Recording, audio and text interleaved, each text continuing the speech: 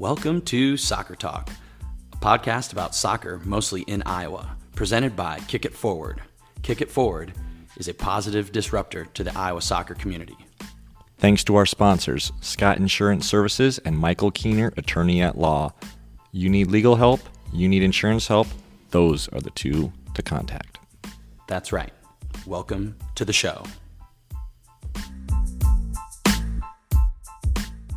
Good morning, good afternoon, good evening, Iowa soccer supporters. I'm Ben Brackett here with my good buddy and co-host, Blake Sievers. Sieves, what's up? Hey, Ben, good morning. These are kind of becoming routine. There's not a whole lot new going on, is there? No, we're getting a lot better at the Zoom stuff as long as our internet stays strong, which isn't always the case when you're out in Runnels, but hopefully it will hold strong for our intro here.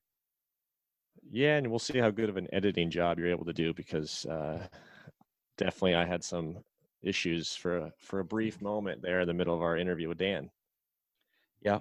And so we've got Dan Cataldi on today.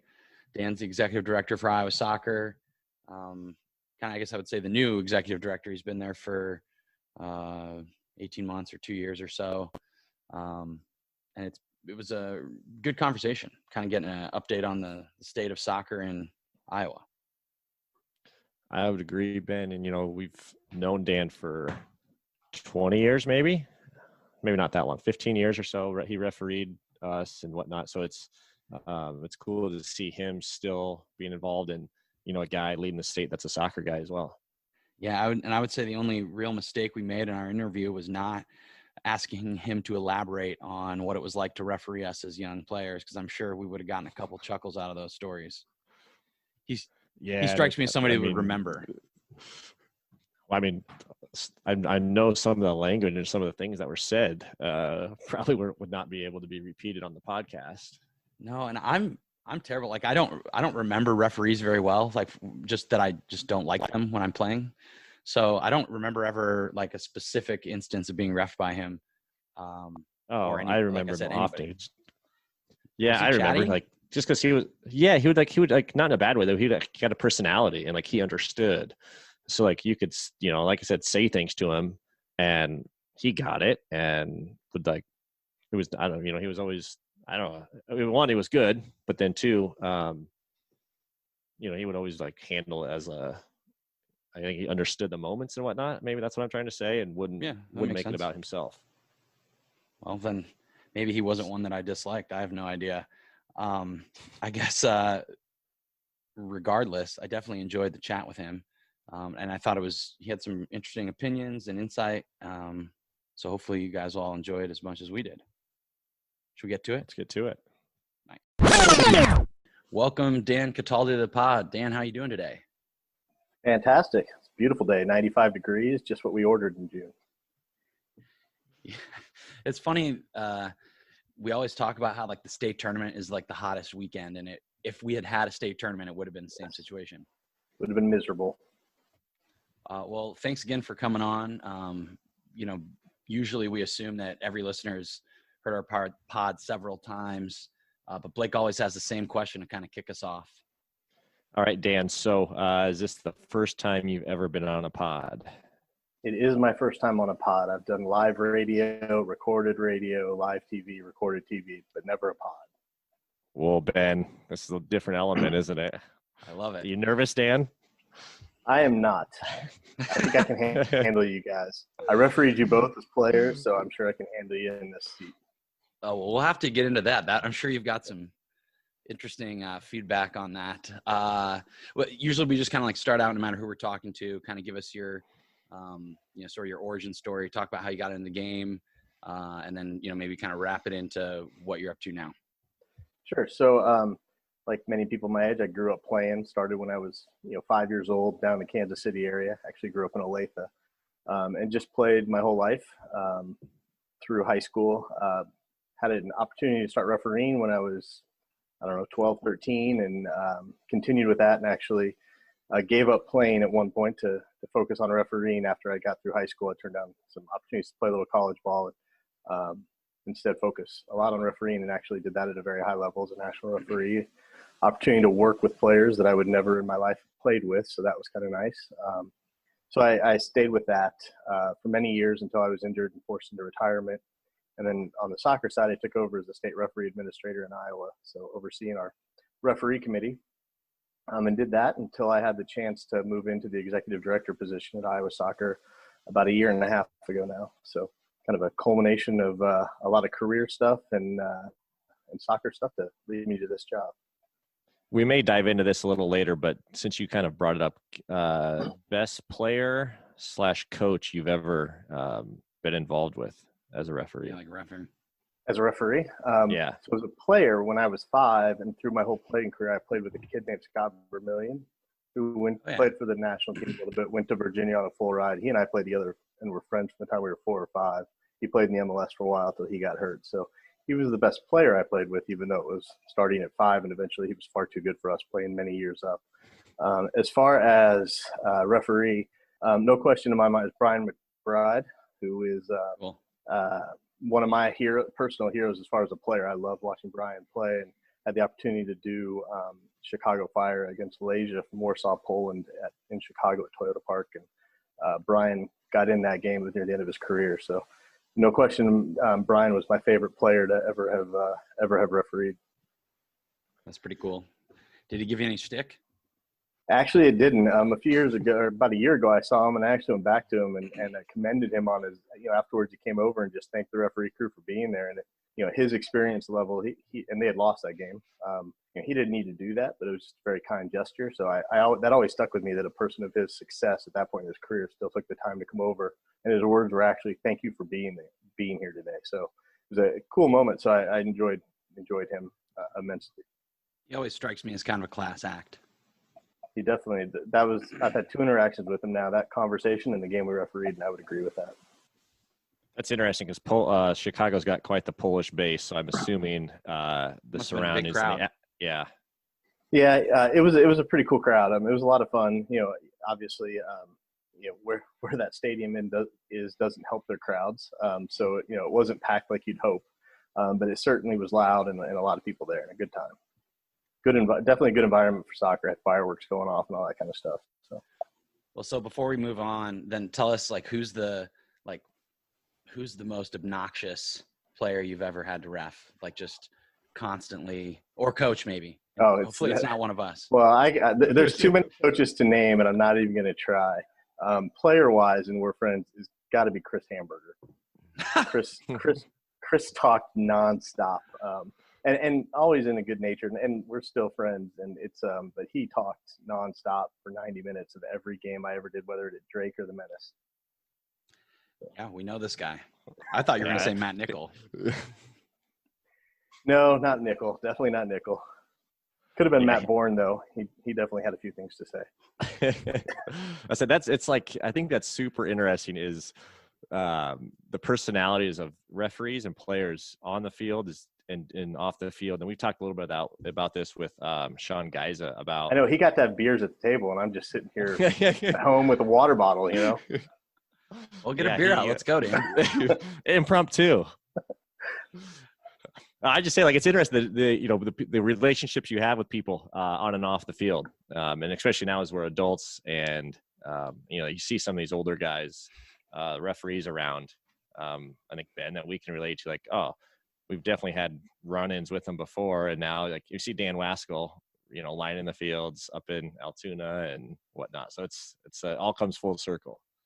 Yeah, it's a small community. When you're at that level of a referee working with those level of players, it's not like there's unlimited supplies. So certainly a small community, and whether it's at the college level or at the U.S. soccer level or high school level, we all get to know each other pretty well. There's just no other option.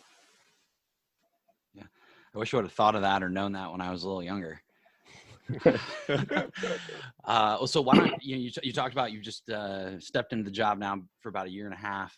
And obviously you took over for longtime executive director Harold Kaler. So that must have been an interesting transition. No matter how good or bad he had done, you're just coming into a situation that was totally, somebody else's. So maybe talk about what it's been like to take over the past year and a half, and some of the maybe your accomplishments and some of the things that are kind of on your plate now.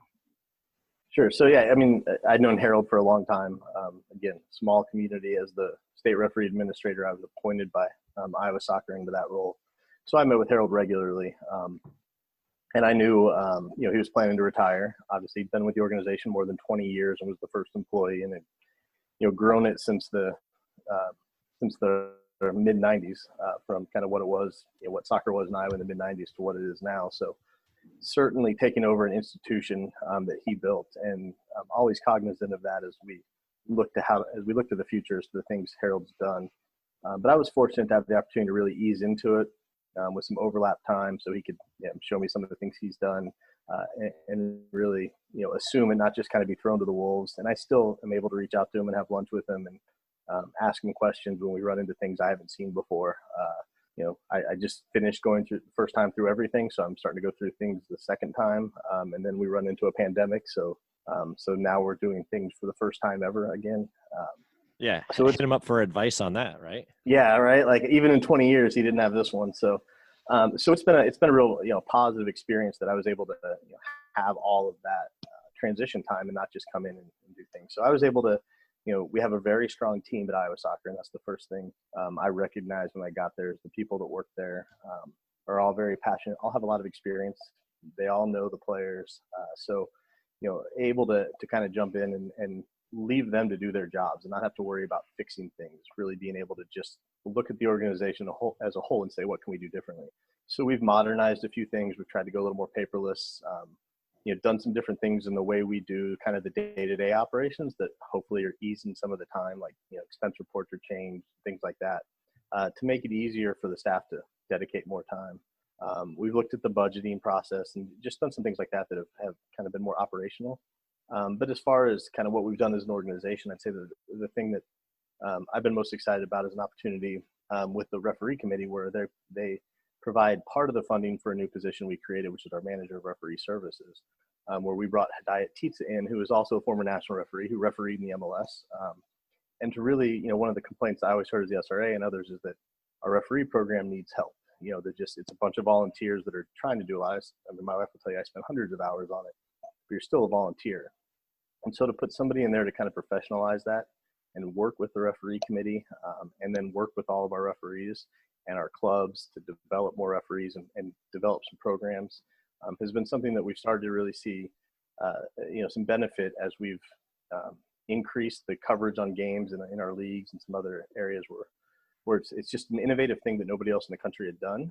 And so that partnership, I think, is really has kind of started down the path of doing some things that are innovative and new, and hopefully will improve the game in Iowa. So on that note, Dan, and correct me because I know this isn't going to be correct, but some governing body made some new rules for referees where the costs went up or something, where new referees are struggling. And again, I don't know enough about it. Would you kind of give us the background of the issue and then kind of where it's coming from and how it can be solved if there is a solution? So this just goes back to it's U.S. Soccer. So it's the U.S. Soccer Federation, and it's the way referees are registered in the state. So referees in Iowa register through the state, and then the Iowa Referee Committee takes a portion of that money and pays, sends it to U.S. Soccer, similar to the way players pay a registration fee that goes to the state, and a portion of that goes to this U.S. Soccer. And that creates an operating budget for the Referee Committee in Iowa to do things like send referees to events, that they need to go to for exposure, or host the Terry Vaughn Referee Academy, which is one of the largest instructional referee clinics in the country, where we bring in guys that worked in the World Cup and women that worked in the World Cup and get hundreds of referees every year. So that process has gone for years. And so the states were the states were in charge of kind of that certification process. And with some of the changes in risk management, you guys are all familiar with Safe Sport and some of those requirements that are federal regulations. Another piece is making sure that we require background checks for all referees. So every referee 18 or older now needs a background check. And so the U.S. Soccer Federation is taking that process over instead of leaving it to the states. And they're administering an expensive background check that's about $30. And it meets the U.S. Olympic and Paralympic Committee standards, which is important because the U.S. Soccer Federation falls under that. But it was far more expensive than what a lot of other states were conducting. And so now every referee that's 18 or older has to pay that $30 up front before they can even move forward. They have to get that background check. And then they have to undergo safe sport training, which is new to them. That hadn't been a piece in the past that they had to do. So that additional time. So now they're spending more money and having to invest more time just to do the same thing that some of them have been doing for 25 or 30 years. And so there's a lot of frustration. It's also all online for recertification, which some people aren't really excited about. So it's just kind of that transition year of moving from the states kind of overseeing it to really U.S. Soccer administering it through the same platform that coaches register through now, that same online system. And so that has caused a reduction. A lot of referees decided not to re-register. The real question is, as we look at a reduction in number of referees, which is systemic throughout the country, how many of those were actually doing games? We know we had a lot of referees that would pay money every year to referee, and then they would never actually do games. But now that the cost is a little bit higher, maybe what we've lost are the people that weren't really doing games anyway. And so after this next year, I think we'll get a really good assessment and understand how far away are we from having the number of referees we really need to do all of the games that we have. Do you think that's a mistake U.S. Soccer gets criticized quite often. Do you think that is a mistake U.S. Soccer has applied? No, I think it's tough for them because we're talking about risk management issues, and those are really sensitive topics, and one you really want control of. We've seen all of those concerns, with risk management in all those other sports, and soccer's trying to avoid that. So I appreciate why they did it. Maybe I think in retrospect, maybe they could have phased it in a little bit differently. Some states were already doing these intense background checks. So for their referees, it wasn't as big of a surprise, but in Iowa, we didn't have that cost. So it was kind of new to the referees. So is it a mistake? I don't know. I think it's going to be a learning curve. 5 years from now, it'll just be the way things are. And so those numbers will rebound because everybody that, all the 13 or 14-year-olds now, this is just how the system is for them. And so when they turn 18, they're going to expect it versus those that have been doing it for a while and, just had decided they're going to stop it. It kind of is a protest for being asked to do these additional things. So I think no matter how they went about it, they were going to lose some numbers. So I think it's going to be a little short-term pain, but I think, long-term it'll all rebound and get back to where it was. Fair enough. Sounds like a big job. Why don't we, speaking of big jobs, talk about just how the pandemic is sort of, uprooting the world that we all live in, but specifically the soccer world. Maybe just talk about the challenges and then, kind of what kind of support are you providing for the clubs or what's your role in that really? Yeah, obviously we're finding our way every day. We at Iowa Soccer, we initially, kind of when all that news broke with the NBA suspending, kind of in that 1 week period, you saw it go from us kind of thinking about what we're going to do to all of a sudden you have to act immediately. And so we went in about 24 hours, went from, like most of the states, going from really looking at what could possibly happen to having to make a decision now and, immediately suspending all activity for the first, couple weeks of the season just to give us time to understand. And then we spent, with U.S. Youth Soccer and U.S. Soccer, and in our case, U.S. Adult Soccer, spending a lot of time looking at the national picture, knowing that we wouldn't be able to resume until they cleared it anyway. And then working with each club to kind of understand what it means, knowing that there were, as it became evident that we were going to have to suspend and miss the spring season. We made that decision fairly early, just to allow all of our clubs to refocus and know that they don't have to plan for an abbreviated late spring season and summer activities and moving tournaments and everything else that could happen. We made the decision to move to the end of May fairly early compared to most states. And part of that was in response to our club's request to just make a decision that they can kind of focus how they move forward. And obviously moving to the end of May was at the time seemed a little, kind of a risky decision, but one we felt was the best for clubs. But turned out that was certainly within the realm of expectation. And so, our role has really been just with every club. We know they're going through financial difficulties. Losing the opportunity to play a spring season hurts them. It hurts Iowa Soccer as well. All the state associations have lost revenue from leagues and player registration. And so providing resources to our clubs, we send out a weekly communication on Wednesdays to our clubs with updates from us. We've provided resources for kind of business. So like the Paycheck Protection Program that was out, we sent that out very early on to all of our clubs, to presidents and Do you executive know, directors. did any clubs have success with that? I don't know. I know. So most of the state associations did. I know several clubs applied. I have not asked specifically if any have actually received money, but Did the ISA process. have to? Did Iowa Soccer have to apply as well, or did you? Yes, we did apply, and it was it was critical for us to be able to maintain our staff and kind of without dipping too far in reserves. So it was pretty critical for our existence. As we got through April and May with no revenue at all, to be able to meet our paycheck expense, our payroll, and our rent. Even though we're not using our office, having that money was critical. So we were trying to provide those types of resources to clubs to maintain kind of business operations, and then a lot of helping. Gareth and the technical team has done a lot of trying to move forward with clubs and working with them for some preparing for when we return. So we're turning the kind of focus now to when we return in July, providing some resources for how practices should be conducted, how training sessions should be done. So no sharing pennies anymore. Every player should have their own. They take home and wash. No sharing water bottles, parents in the cars, those types of things. So we'll provide those resources the next couple of weeks. And then Gareth and Ross are working on the technical team, putting together how actual training can look, providing resources to a lot of our clubs. Like if you can only get 8 kids out there with a coach, how should that look? What types of things can you do and maintain social distancing if we're still at that point? So those are the types of resources we're trying to provide now, and hopefully all the clubs will come out the other side, and we'll be ready for a good fall season.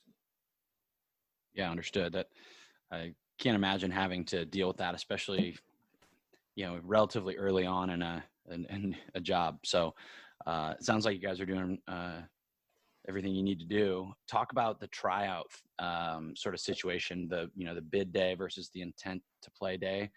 I've just read about it a little bit, and I don't necessarily know how else you do it, but I'm just curious how that decision-making process went into effect. And then also just, it's something we've talked about with other clubs before. Is that something that we'll look to, try to change the way we do tryouts going forward? Is this like an opportunity to, I don't know if it reforms the right word, but you just Right. look at it a little bit differently?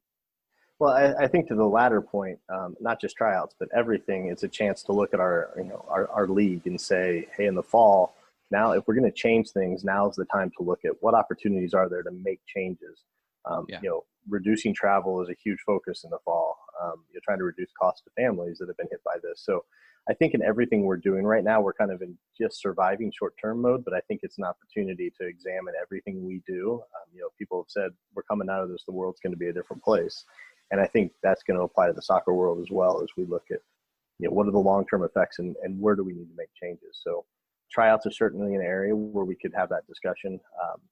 The process this year, it's kind of it's unique. It's difficult. It puts clubs in a difficult situation. It puts families in a difficult situation at times. There's no ability to have kids come together and train and see them actually perform. So you have to take clubs and those making decisions have to rely on past experience, information they have, whether those players played for them or if they played against them, and new kids are registering with that club. And so the intent to play is just you sign up for a club. It means you have no commitment to the club. It's no different than signing up to go to tryouts. As we've gone through this process, while we changed some of the words, really the idea was that for the parents and the families, that the process is identical. So you register your intent to play with the club. So it's just like signing up for tryouts. You can do that with 3 or 4 clubs. You can try out for as many clubs as you can fit in. You can, register that intent to play. And then on bid day, if you sign an intent to play for maybe 3 clubs, you can take your bid and make the determination on which bid you want to take. No different than past years. So the idea is that for the families, the only difference is instead of tryout period, there's club work days where they can go through all those names they have and try to figure out the best way to go forward. We know clubs are going to do a variety of things. We have smaller clubs that may only have 1 team at an age, and so it's a pretty straightforward process. And then we know we have others that may have 3 or 4 teams, and they may elect to do bids to their player pool instead of assigning an A team, a B team, and a C team right now. And that's up to each individual club to how they kind of decide to move forward with that. That sounds tricky. There's no easy way. I mean, it's the hardest one, is what about a kid that comes from out of town, that nobody knows who he is? How do you know where to assign him? Which is why you may see some more of those clubs making a pool bid instead of a specific team bid, because they need to assess them, and there's just no good way to go about it. Blake, you got something? Is there anything clubs can ask these players? And it's interesting because we're out of it now, but like, can a club say, hey, what if they get 10 kids that sign up that are goalkeepers? They have no clue who they are. Can they, like, what's the contact period? Give us some of those restrictions if there are any. Yeah, we've put out a guide recently that kind of lays some of that stuff out. They are allowed contact with the player to ask questions. Certainly players can submit information. What we explicitly don't allow is like a live video training session, and we don't allow clubs to solicit or require video submissions for players. But if a player has video, they can submit it without it being required or solicited. So we've sent that to all parents that they're allowed to submit that. So essentially they can ask those questions. If they have a previous club, they are allowed, they can reach out to the previous club. If they moved in from out of town, they can call their old club. So they're allowed to do some. There are some limitations on it just to, prevent excessive kind of recruiting and things like that, which we have to watch. So.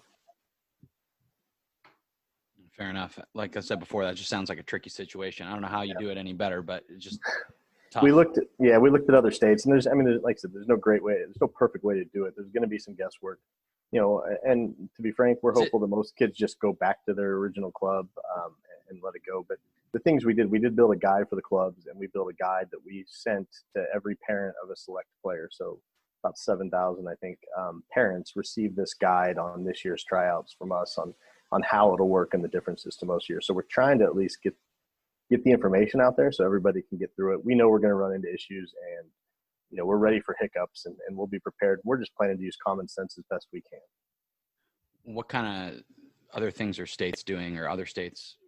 Are they doing anything differently, or is it pretty similar? I don't think that, I think there's variations slightly, but I think it's pretty similar. I wasn't involved in building some of this, with Gareth and Craig and Ross and Candace. They've kind of built a lot of this with their roles. So I know we looked at, what's Nebraska, what are Wisconsin, what are other states doing that are putting these plans together. And, it's all the same in that for the most part, it's no physical contact and kind of limiting the amount that clubs can have interaction with players. So similar, there's differences in the way they're going about it, but pretty similar. Understood. Well, you guys, sorry, Ben, if I can jump in here on that note before we move on. Are you guys, for the return to play and all that, are you guys going off guidance from USU Soccer? Is there a governing body talk about, and if there is, like, are we in a certain phase right now or not? Yeah, so we have used USU Soccer for our youth side and US Adult for the adults, and then US Soccer's also got some guidance out. The problem with those organizations is they're national organizations, and so they're really hesitant to say, we're going to not allow return to play until June 15th, because in some states like Alaska, they're up to they're up to the ability to return fully to competitive soccer. And so early on, they were putting out some no activity requirements, and obviously with US Youth, they've canceled all their summer events, all the championship series stuff. So they've got to a point where they basically turned it over to states, and each state controls their own return to play. And so we looked at a lot of factors. Obviously, I listen to the governor's press conferences nearly every day. So does Blake. Yeah. So I sent in requests from, I know some people in that world just from my past life in disaster response management. And so I had a couple people I could text and ask some questions about what was coming to kind of help us understand what to expect from the governor's office. But we also looked at more than that. So we engaged a group from the University of Iowa Health or Hospitals and Clinics and the VA system. In particular, one doctor, Dr. Stacy Klutz, who he's essentially a biochemist with PhD in biochemistry and a virologist by training, but also an MD. So he's does a lot of work, and he worked with us to build modeling and provide kind of his guidance along with the team behind him at University of Iowa as to when he felt it was safe to go back and to bring kids back to play based on all the projections from, for instance, the University of Washington model that a lot of people reference, but using Iowa data. So when we created our return to play, we actually did a call for all of the club leadership, and then and had Dr. Klutz present as to how we got to July 6th as our return to play date and why we felt that was safe. And then we took that video, and actually we sent that out, a link to that to all 35 or 40,000 parent emails we have as well to share with all of our membership as to how we came to this decision, the science behind it, the medicine behind it, rather than just following.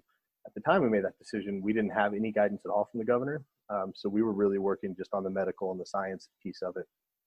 So we took that as an important part of kind of how we construct our return to play. And so then to phase it in, we're in phase 0 now, which officially means that you can train, or I think we call it phase 0, but essentially you can train virtually. So as a club coach, you can virtually, engage a team and do that kind of thing. It's just no personal interaction, no physical interaction with players, whether it be a meeting or training. When we get to July 6th, we'll move up to the next phase, and in that case, we'll allow what we expect to be small-sided training, heavily conditioned, limiting social distancing, and then continuing to move along into a kind of a more normal training phase, and then into a competition phase. And really, as we get to July 6th, the thing our clubs wanted is they didn't want us to kind of have this moving target. So it's really difficult for clubs to move up to June 15th if we move to that. So we're keeping it at July 6th. But if our curve, the kind of the epidemiological curve gets us ahead of where, we think it'll be, what it means is we'll phase up much faster and get back to full competition much more quickly than if we're where we expect to be on July 6th. So we know we were trending ahead, for instance. So we're still hoping we continue to trend ahead, and that while we're back July 6th, we can go to the next phases a week apart instead of maybe 2 weeks apart. So the hope then is for a fall season? Yeah, we're absolutely it. So at Iowa Soccer, we have ODP tryouts scheduled for August 8th and 9th, or 7th and 8th, whatever the weekend is there. We're still keeping those on the books and hoping and planning based on the models we have that we'll be back and able to conduct those tryouts. And then a full fall season following with, club tournaments, club events, those types of things, State Cup, President's Cup, and all the events that we would normally have throughout the fall. So when we talked about changes that this might allow, would this be a kind of opportunity to look at utilizing the summer a little bit more as a training time? Yeah, I think, we traditionally are pretty quiet in Iowa in June. Once you get past State Cup, unless your teams are going to regionals, some teams will go play one last tournament in June. June and July tend to be the quietest months, especially right. July. And this year, we expect to be back training July 6th. Because we've been off so long, we expect all the clubs to launch training really around July 6th and have more training time leading up to the fall season. We discussed trying to move the season up, maybe adding a week on the front end, things like that. But we know a lot of our clubs have events they plan to go to or host. And so, Sure. At this point, we don't plan to move our fall season just because there's a lot of other things on the calendar that may interfere. But certainly it has been a discussion we've had for some time about how we could better use the Iowa weather we have and the best times to play. There's just a lot of complicating factors when you look at scheduling and calendars and tryouts and the national championship series. Everything gets in the way. Yeah, just the history, right? Just that it's always been done a certain way. So right. So we have engaged that. We're also taught, there's a good opportunity with recreational play too. Recreation is traditionally a spring and a fall season, but we've talked about, can we do some summer recreational programming as well and give that option for kids that don't want to be year-round competitive, but maybe they have a spring sport and a fall sport, but they don't have anything this summer, after baseball ends. And so there may be a chance to fit in some summer recreational programming. So there's different options there that we definitely want to look at. Cool. I just find it, I'm a big proponent of changing the calendar a little bit. And I find it funny. The first few weeks of March are always rained out for the most part. And we sit here, like you said, June mid-June, usually everything shuts down. And yeah, it's hot in Iowa in June and July and August, but I mean, with the people rent lights there, you can go early in the morning.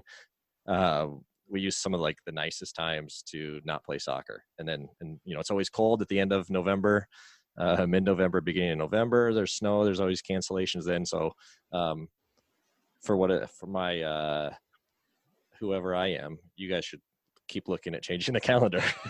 It's it's one of the things. Obviously, I've learned a lot in a year and a half here, and it is extremely complex to move the calendar around with all the other things that have to be met around seasonal years and the other events that we need to make teams available for. So it's very complex, but certainly something there is interest in. It's not an overnight solution, and that's. I was surprised at the complexity behind it. Well, hopefully, all the clubs having the opportunity to train in the month of July will spur them to just maybe continue to do that in the future. And are they allowed to train? Like, I mean, what's stopping the club? Is there like a dead period instituted by the state or dead time? You mean in a normal year? Can't do anything? Yeah. No, we don't.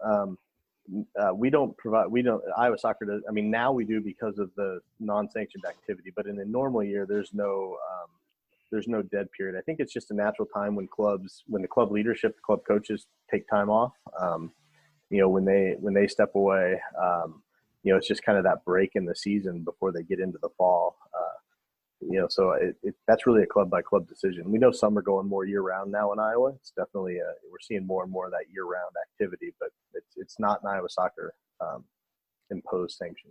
Yeah, the last group I got together when I was coaching, we started on the day after July 4th or whatever, the 5th, and it didn't help us, unfortunately.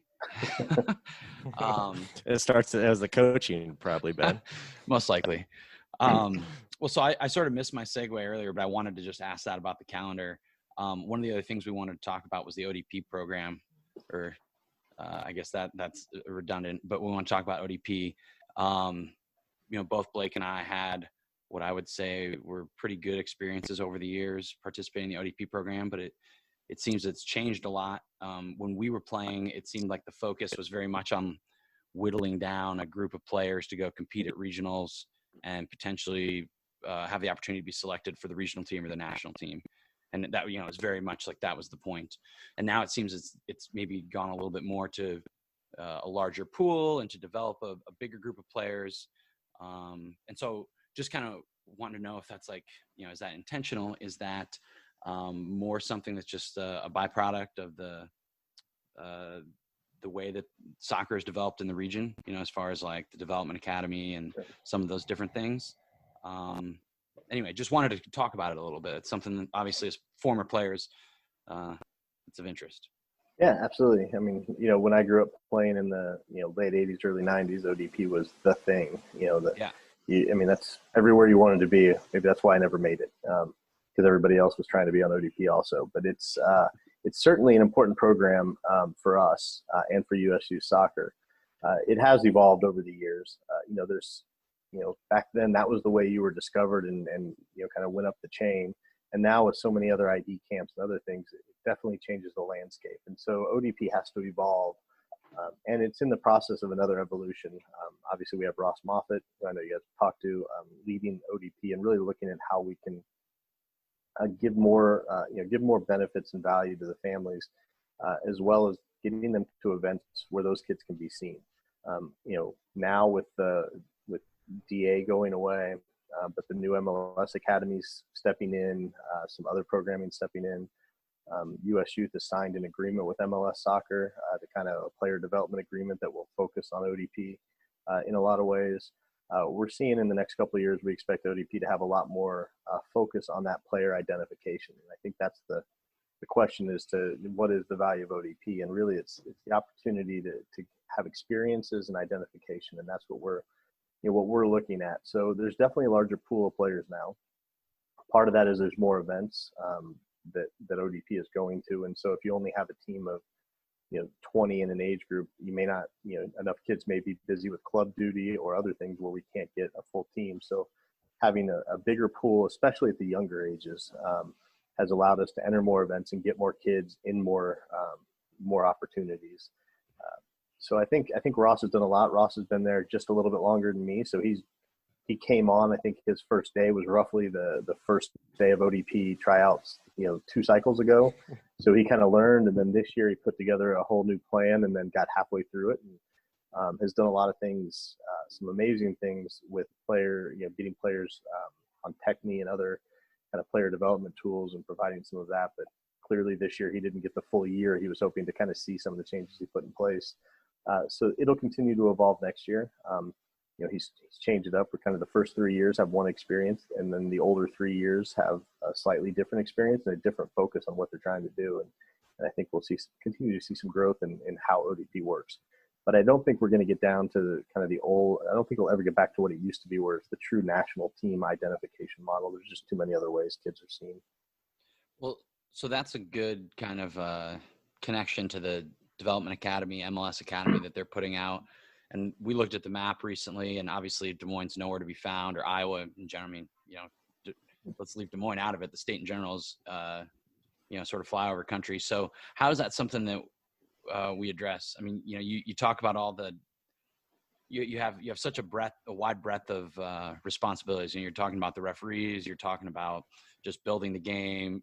We're going to touch on facilities here in a minute, but then when you're trying to talk about, how do you get like the elite player to play at the next level? How do we go have players that are playing for the national team from the state of Iowa? I mean, to me, that seems like a pipe dream at this point. It's just been so long since we've had somebody of that caliber. Yeah. So I think there's a couple things. One, you've got to remember, from our standpoint, we're focused on all of our players.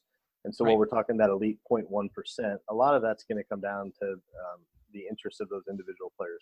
We're very fortunate to have somebody like Gareth in our office who's well connected and is able to have a lot of conversations when we talk about individual players and, help those individual players, whether they end up down at Sporting Academy in Kansas City or they up in Minnesota. Obviously the old IMG Academy down in Florida, we had a couple kids down there. So those individual kids at this point, their real only option, and this is kind of one of the downsides of the evolution of the game, is to go someplace where they're going to be at that high level all the time, almost residential. That's kind of the question is because I said that we hadn't been producing a certain caliber player. That's not correct. We have, but they don't end up necessarily developing in the state. Right. And so I think, there's a process. Number one, and we can all admit it, Iowa is a generation behind most other states in soccer. I grew up in Kansas and in Kansas City area in Olathe, and there we were a full generation ahead. As a kid, I remember going to the South Olathe North high school soccer game when I was 7 or 8, and it was a big deal.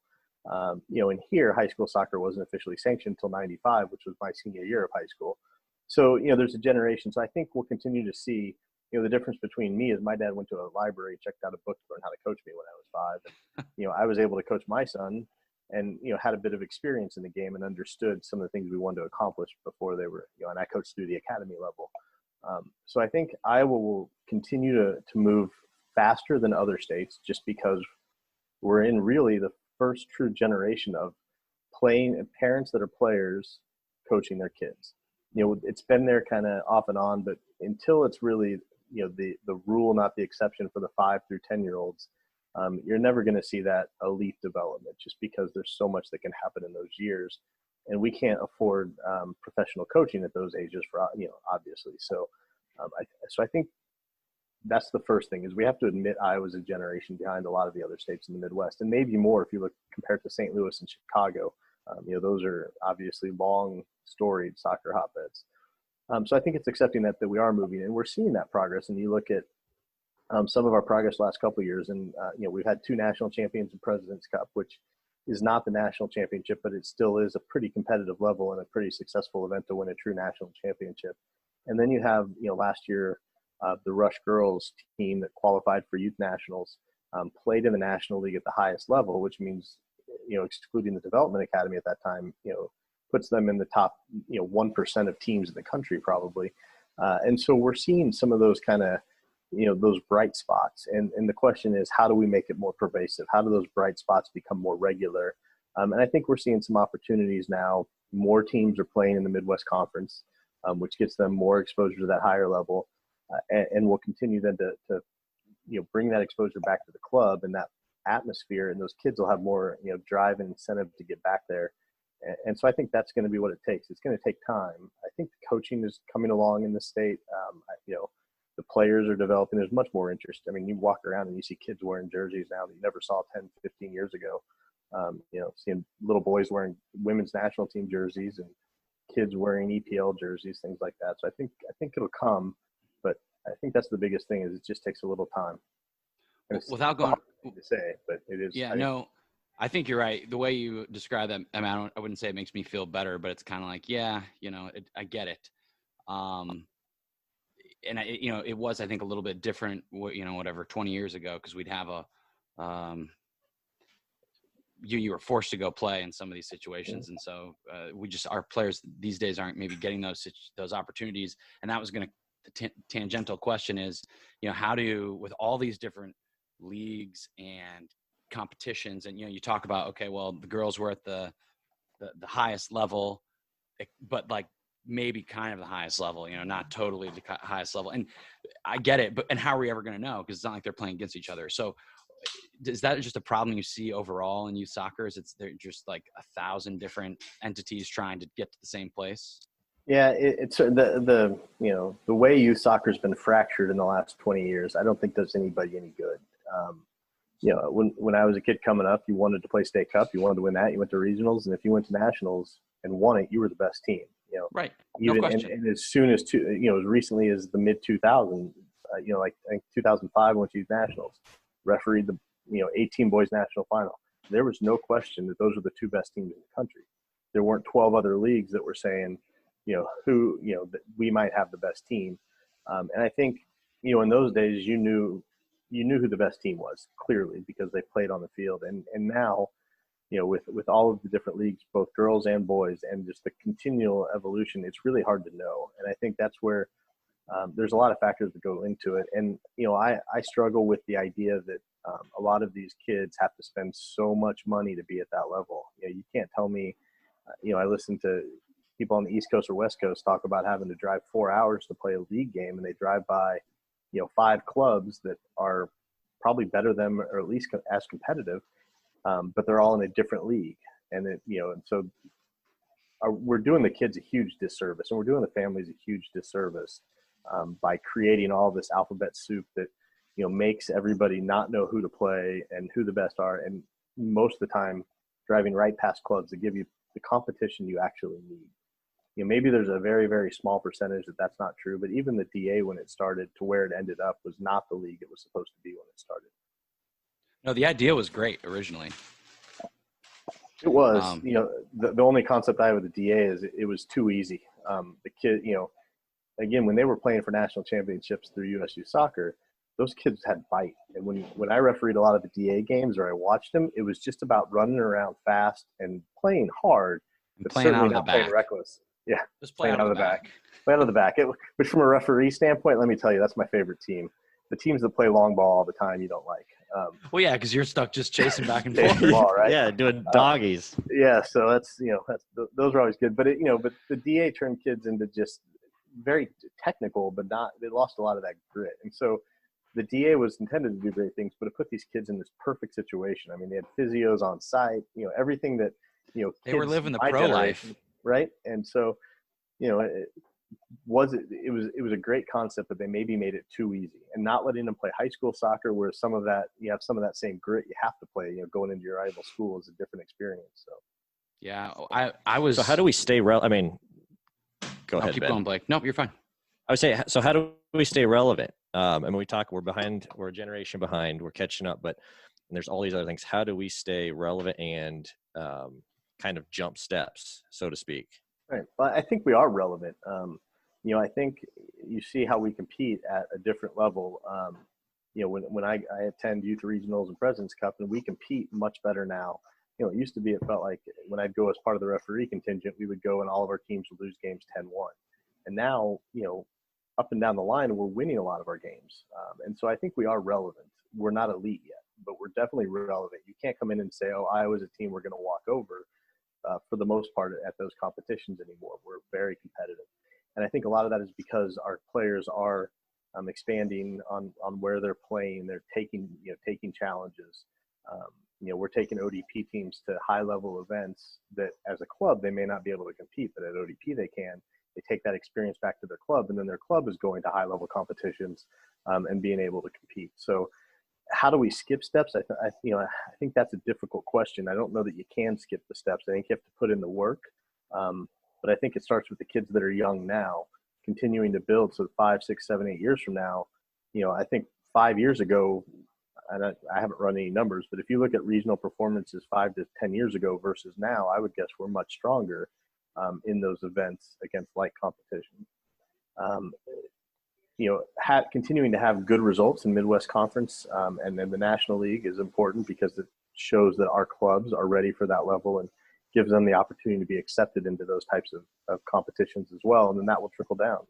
As you get to play that week in, week out, hopefully it helps build the clubs and they get better. And so we're able to create some of our clubs to be strong enough to compete at every age group on that instead of having a team at every age group from 9 different clubs. And I think that's one of our big problems is we have a lot of clubs and we don't have the population to support all of those clubs.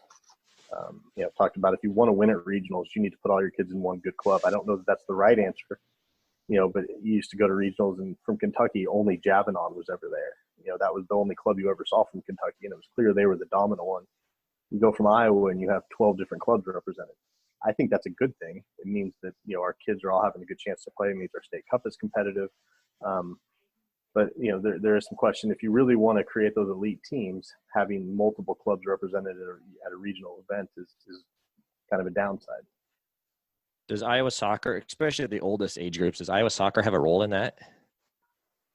I don't think so. Our role is a member association. And so, our role is in the ODP program to make sure we give those kids experiences. We make those kids better players and give them better experiences. And I think Ross is doing a good job with that. But I don't think we want to infringe on what the clubs are trying to do. I think that's a club responsibility. Certainly if the clubs came together and said, here's what we want to do. We want to create, a team at 16, 17, and 18, both boys and girls. And we want to create a kind of a super team. And, I'm sure we'd be willing to help mediate that and create that, but it's not our role to tell clubs how to conduct their business that way. So I don't think that's really our role unless the clubs came to us and asked. Is there a way to change the structure of the competition to funnel it in such a way? And I don't know the answer to this. I'm just wondering, like we talk about promotion relegation, like on a national scale. And I would guess knowing you that like, if you're talking about MLS and USL and all that stuff, in Dan Cataldi's perfect world, it would be a promotion relegation system. Am I wrong about that? I've just recently read a book called Why the U.S. Men's National Team Will Never Win the World Cup by Bo Dure. And he talked a lot about that. I have mixed feelings on promotion relegation. I don't know that that's the right answer, honestly. I think there's a lot of fun in it. I think the concept is good, but I'm not convinced that it's actually the right answer. Economically, not the right answer, or because competitively not the right answer? Both. Okay. I think he made arguments in there that that it doesn't necessarily, when you look at other countries, it doesn't necessarily improve the competition, which was interesting. It actually, in a lot of cases, may take. You're better off. One of the arguments I've read is you're better off having an 8-team playoff where you've got 5 teams fighting for that last spot, versus only 1 or 2 teams fighting to avoid relegation, because at the end of the season, more teams are playing more meaningful games. Whereas if you're relegated, you might only have 2 teams fighting for that to avoid that last relegation spot. So, the middle, you look at the EPL and, the top 4 are set, so maybe you've got 5 or 6 teams playing for 4 spots, and then you've got a middle like 10 or 12 that are really playing meaningless games almost at this point. Yeah, depending on how the results shake out, you're right. Right. You could end up at the end of the season where the last 10 games don't matter. Right. And so, you're pretty well set as the number 12 team in the league. You're not going up, you're not going down. So it's an interesting concept. I think relegation would be a lot of fun. I would always support it, but I'm not convinced it'll actually make anything better. So I just wonder if sometimes in like the youth competitions, like I know in the past there were like sort of different tiers of league, Mm-hmm. And you could, but you essentially just brought your team forward and you said, I think my team is a top tier league or a top tier team, or you'd say, I think we're maybe more of like a second tier team. Is there a way, like, does that maybe maybe through the younger ages, then as they get older, does it get us to like, okay, well, there's really 4 elite clubs and they should really be playing each other more often to be more competitive, to maybe get a little bit better overall? Yeah, and I think first there is the promotion relegation system kind of in the regional leagues. So they have a Premier 1, Premier 2, and then down to kind of the tier below that, and they do move teams up and down based on performance. Our league in Iowa is deliberately a developmental league, for right or wrong. I know there's a lot of debate on whether there should be more competition there, but based on what our clubs have repeatedly told us they want, it's formed out of a club. The clubs kind of built this league and we've taken it over, but it's really about development. So less about competition and more about getting kids the proper opportunity to play. So, whether it's team A versus team B from one club and another club, the idea that is the coaches want the right matchup. They're less interested in who won, who lost, and keeping standings, and more interested in development opportunity for kids. So as long as we're in that format, it'll be tough to ever implement anything like a promotion relegation. What's your opinion on this? This is a topic we, since I'm sure like we said, you've listened to all our pods. You probably have heard us talk about this with college coaches a lot. But we just sort of asked this question of, basically like competition versus development. Is it better to have to just always compete and be and try to win at all costs, and not necessarily win at all costs, but like if this team is possessing the ball and they're, let's suck them in and leave a bunch of space behind them and then we counterattack them. Maybe they're better, but that's the way we beat them. Versus like, let's just try and play out of the back against them anyway, and maybe they'll beat us, but it's okay because we're trying to play the right way, quote unquote, right way. This is more just sort of an open topic that we talk about a lot. I would just be curious what you think. You're gonna get me in trouble. Well, we hit this subject every phone call or every interview. I think we talk about it. It weeds its way in, doesn't it? I think your personal opinion is maybe even should be different than your professional opinion. So I'm not, this is, I'm just curious, if you're coaching a team versus like if you're administering 30,000 youth soccer players, like maybe there's a different feeling, no doubt, but just be curious. Yeah.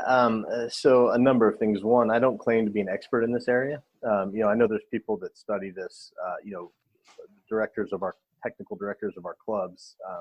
There's a lot of research in this topic, obviously, and I don't claim to have read it all or be anywhere near the expert that others are. I think a couple of things are true in this country as a whole. I think we start competition way too young. I think we start organized sports and organized competition way too young. I think a lot of the research supports the idea that you don't need coaches and referees at 5 years old. You don't need tryouts at 8 years old. And other states do that. I remember taking my son's team down to Kansas City, and I think we were U9 or U10, and we were playing essentially a select team that had been together for 2 years already from Arkansas or Indiana. I can't remember. So other states are starting tryouts at like 8 and 9, and I think without question that's too young. And so I think the answer is the real answer is it's kind of an evolution. Early on, it's all about development. I coached in the academy. I coached my kid, my son at 5, 6, 7, 8, 9, 10, and we always did the same thing. We always wanted them to be on the ball, right? We wanted them to build out of the back. I didn't want them punting as a keeper, even though other teams would do it to us. I once had a parent walk around. We were playing Iowa games. The other team, and it was like, I remember it was 4v4 with no keepers, and the other team just stuck a kid down by our goal, and their whole goal was to kick as hard as they could to him, and then he'd kick it in the goal. And the other coach and one of the parents walked around to me and said, "Why don't we do the same thing? We can score so many goals." And I was like, "Yeah, but who gets better, right? Like, it doesn't matter. These kids are 8." And we were playing, and we weren't keeping score. It was, you're not trying to advance. You're just playing games. So I think we're way too competitive at way too young an age. And this is coming from one of the guys who's the most competitive people you'll ever meet, who spent my entire and total life trying to be less competitive and take sports. It's a hard thing to do, isn't it? It's I have that problem sometimes. My wife will tell you it's been really hard, but now I can go out and play golf and be terrible, and I'm okay with that. But it's a couple of beers helps, doesn't it? It really does. But I think on the flip side, I'm not convinced we give our kids in soccer enough opportunity to be competitive at the older ages. I appreciate the developmental league. I think there's a place for it, but I think it needs to be mixed in with a little more competition And I think we see that.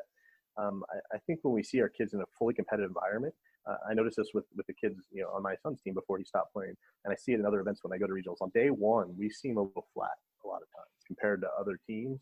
And I remember seeing this very vividly last year with one of our teams at both at State Cup, where they came out really flat on day one, and then at regionals they came out really flat. They might have been the best team in their bracket, but on day one they lost the game because they didn't have that bite, that intensity early on. I don't know if it's because their previous couple of games had been, they've been just come out of the ISL where they'd just been playing games, that were developmental and didn't have that competitive drive, or if it was, just a bad day. And it could be either. I'm not attributing one or the other, but I question sometimes if we shouldn't do a little more of that competition at the upper ages to get them ready for some of the bigger events.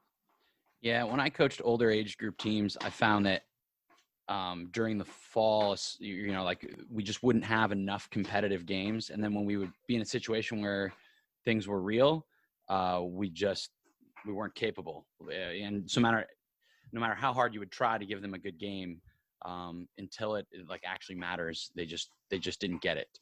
And so I don't know that, again, I don't know that we can fix that. It was just curious kind of what your opinion was. It sounds like we probably agree on it, which I wasn't necessarily expecting, but I like it. Yeah, but I do think there's a huge difference to your point about my personal opinion and what we should be doing as an organization, which is where we take the input of our clubs, and our clubs want developmental leagues without standings. And so that's the way the experts in our state, who are our clubs, have decided is the best way to move forward. And they obviously know a lot more about their player development than I do. So I want to be clear that what I'm not saying is that we should change the ISL based on that concept, because I think the input they've given us is important, because they're the ones charged by parents with developing their kids, not me. That's Breaking news. Fall 2020. New ISL guidelines released here first. We're changing everything today, just on the spot. I don't care what anybody else says. I love it. No, On that note, let's break some. Go ahead, Ben. No, you got other news? I want him to break some more news about a different subject, though. So if you got something here. No, I figured that was going to be the segue, because we were just talking about like organized play versus not, right? Just kind of letting kids do their thing. And so we've been working on our mini pitch initiative. We wanted to just talk about facilities. And we were just going to kind of ask about. I saw it today. Actually today I was on trying to do some research, and it popped up. Council Bluffs has like a proper facility. So I guess I don't know what involvement. Where have you been? You guys have, but I'm sure you know way more about it. So talk about that, and then obviously, like, when's the ribbon cutting over in West Des Moines? Yeah, so the Council Bluffs one was really excited. It is a full-size field, indoor, kind of down and near some other of their sports areas. And Council Bluffs Soccer will run it. We've obviously been involved in talking with them and helping idea. We're hoping to do some ODP training. We'll obviously try to put some programming there to support them. It's a great opportunity to maybe in the winter, can we get kind of a border battle going with Nebraska? We're not there. We haven't even really talked about it. That facility there is great for the western side of the state because they've been lacking. And so really excited to see that. You add that with what we've got on the east side of the state with TBK and Burlington, and you've got kind of the two rivers are now covered. There's also something coming in Sioux City as part of a city project that's going to have essentially it's like a convention center, but it's going to have a soccer field as the base. So when there's no conventions, we expect to have opportunity there for some soccer. So then that brings us to the central Iowa area, which is kind of the one place now that doesn't have have the facilities we'd like. And so obviously the Mid-American Recplex in West Des Moines is a huge thing that we're all very excited to see move forward. It's expected to open targeting January 1, essentially. We've had a perfect, we joked earlier about how much spring usually is terrible. We wouldn't have missed a single play date this spring for ISL. I noticed that as we were going through the spring. We did track that, and there wasn't a single day we would have missed this entire spring, which is the first season in probably a million that would be true. So they've had good construction weather as well. So they're obviously the pandemic has caused maybe some issues with some materials that might come, but as far as far as I've heard from them, they're still on track for that January 1 opening. And so we're excited. We're going to do some programming there. We're going to move our coaches symposium there, which has been, really great the last couple of years at the event center, but being able to get it on an actual field is going to really up the game of that event. We laid down turf at the event center, but it wasn't ideal, and this will give us a better opportunity there. We're going to play some indoor championships there. We're going to do some adult leagues, some regular adult leagues. A lot of our clubs will do some training there. So having that open starting in January is going to be really, kind of a game changer for what we can do in the winter months here in Iowa. And the other piece that we're excited about is it's also coming with 3 outdoor turf fields. So it's not just going to have that indoor field, but in the spring, fall, summer, we'll have access to those 3 outdoor pitches. They're artificial turf. They'll be lit, so we can do a lot there as well. That maybe will help reduce the number of rainouts we have, because at least we'll have 3 reserve fields. We can move at least some of the games, especially when we have teams traveling. There's nothing worse than team travel